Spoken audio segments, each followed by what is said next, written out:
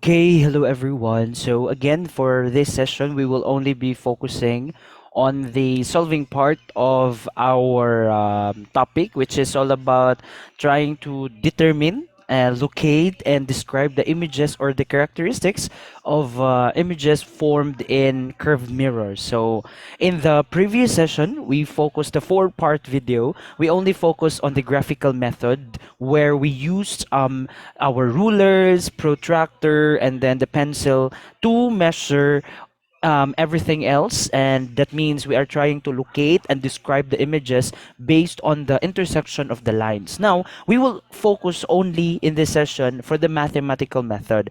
Remember that we have only three formulas, no? So the first formula is 1 over d sub o, or the distance of the object. That means how far or how near is your object from the mirror or from the vertex, plus 1 over d sub I, or the distance of the image. In this case, gaano naman kalayo, how far or how near is your image from the vertex of the mirror, equals 1 over f. Remember that when you say big letter F or capital F, it simply means that that is the focal point. But the distance from the focal point to the vertex, that is what we call the focal length. Okay?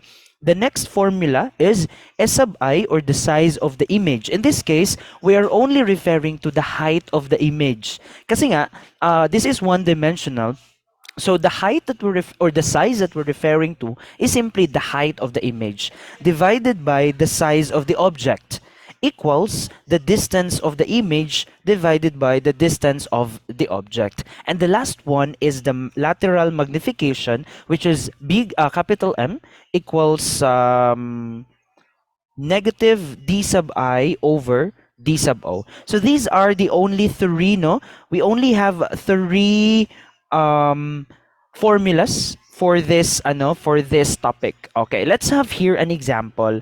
Example, meron tayong object, and this object, let's say the size or the height of this object, that is S sub O, is 5 centimeters. Example lang, no? Tapos the distance of the object, meaning yung object from this point here going here in this area here is, let's say for example, this is 10 centimeters, no? And then the value of the focal length, this is small letter f, the focal length, let's say this is 3 centimeters. So we will solve the S sub I, D sub I, and the lateral magnification. So let's start muna with the D sub I. We will use the first formula. So the first formula is 1 over D sub O ba yun? Okay, D sub O plus 1 over d sub I equals 1 over f. So to be able for us to extract d sub I, we will simply transpose na lang that on the other side para it's easier for you to answer. So this will become 1 over d sub I is equal to 1 over f minus 1 over d sub O. No? After this, you substitute dayon the values. So we have here 1 over f. Your focal length is 3 centimeters. No? Your focal length is 3 centimeters. So you put there 3 centimeters minus 1 over d sub O. Your distance of the object here is 10 centimeters. So you put there 10 centimeters. After that, you get the LCD. So in this case, we will have at least, I think let's use 30 na lang, no? 30 centimeters. So 30 centimeters divided by 3, that is 10, times 1, that is 10, minus 30 divided by 10, that is 3, times 1, that is 3. So in this case, we will have 1 over d sub I equals 10 minus 3 is 7 divided by 30 centimeters. After that, you can directly get the reciprocal, or you can cross multiply. So in this case, if we cross multiply d sub I and 7, you will end up with 7 d sub I equals, and when you cross multiply this, you will end up with 30 centimeters. Then you divide both sides by 7 so that you will get the value of your d sub I. So for your d sub I, you will end up with 30 divided by 7. So let me get my calculator. 30 divided by 7 is 4.2 centimeters. So this is now the distance of the image. Ibig sabihin, if your object, so this is your object here, no? If this is your object, tapos according to the solution or to the, yeah, 4.29 centimeters is the distance of the image. That means if your focal length is 3 centimeters and that is 4.29, so it should be somewhere here. Dire the ring area, no? That should be the point, or that should be the point here where we can locate your image. But we do not know the height of the image. So that will be our next thing that we're gonna solve, okay? The size of the image. So we'll use the second formula, and for this, I'm gonna use orange. So the second formula is S sub I over S sub O equals D sub I over D sub O. Since we are looking for the S sub I, we simply cross multiply this, and this will become S sub I D sub O equals S sub O D sub I. Then you divide both sides by D sub O. After that, you can cancel out the D sub O. Okay? So in this case, you will end up with you will end up with S sub I equals S sub O times D sub I over D sub O. In this case, we can simply substitute things. So if we go back here, our S sub O, where is that? Our S sub O is 5 centimeters. So you put it here, that's 5 centimeters multiplied by your distance of the image that you already solved a while ago, that's 4.29. So you have there 4.29 centimeters divided by the distance of the object. The distance of the object is 10. No, that's 10 centimeters.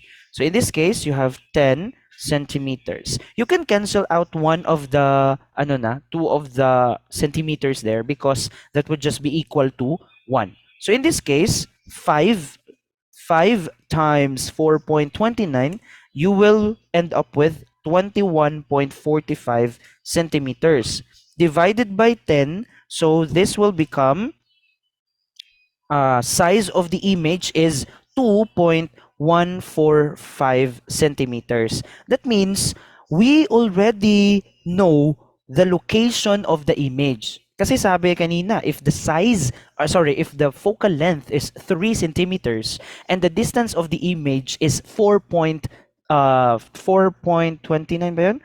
4.29. So it must be something here, somewhere here. Okay? So we already solved that, but we don't know its height, and we already solved it. According to the solution, the height or the size of the image is 2.145 centimeters. And the last problem now is we don't know the orientation of the image. Is it inverted or is it upright?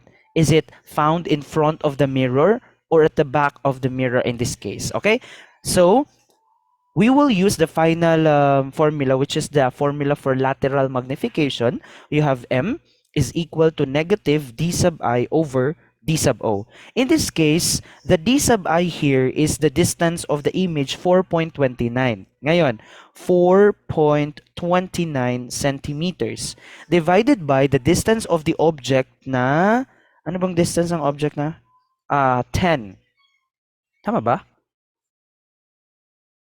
Distance of the object, yeah, the distance of the object is 10 centimeters. You can cancel out the 2 centimeters there because that would just be equal to 1. So if you divide 4.29 by 10, you will end up with a negative 0.429 without the unit. So this is a very important figure that you have to master. Okay, you have two things here.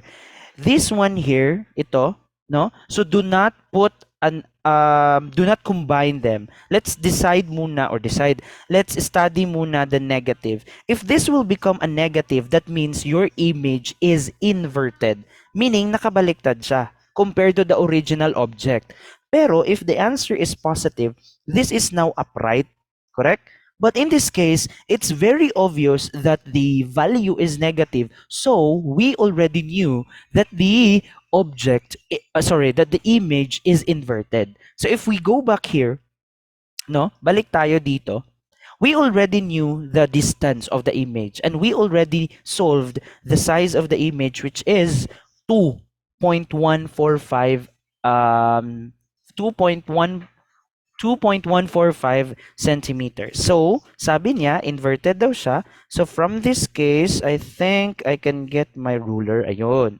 Assuming lang, no, na this is your ruler, no, let's have 2 ba yun? 2.145 to, saan na ba yun? 2, ayun, 2.145. So, we can measure here, this is 1, this is 1, 2. Okay, so that is 2.145, assuming.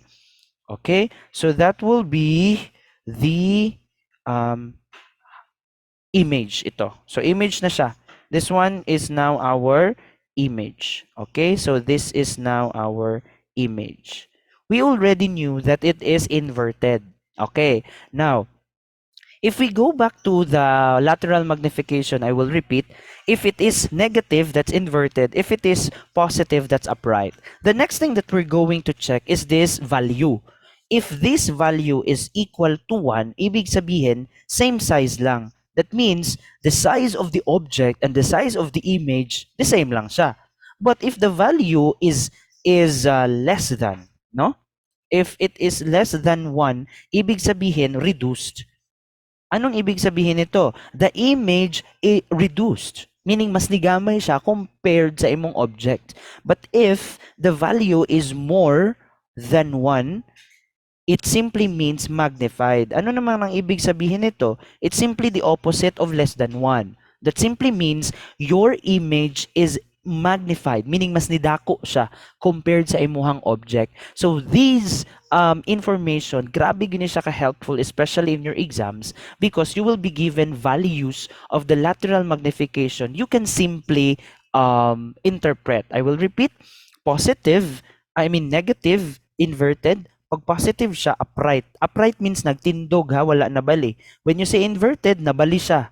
So if na mo ang ulo, inverted is nabali. Yon. Tapos, if this value here is equal to 1, ibig sabihin same size. The size or the height of the image and the object is the same. Tapos, less than 1 meaning reduced. That means, nigamay ang imuhang image compared sa imong object. And when you say more than 1, magnified, it simply means mas dako ang imuhang image compared sa imuhang object. Okay? So that will be the end of this session. So please do not forget, the first session we focused on the graphical method. We simply used ruler, pencil, and protractor. And this session only focused on your mathematical method. So please do not forget to review all of the things that we discussed in the past. Okay, thank you so much for listening, and you can subscribe if you want. Bye bye.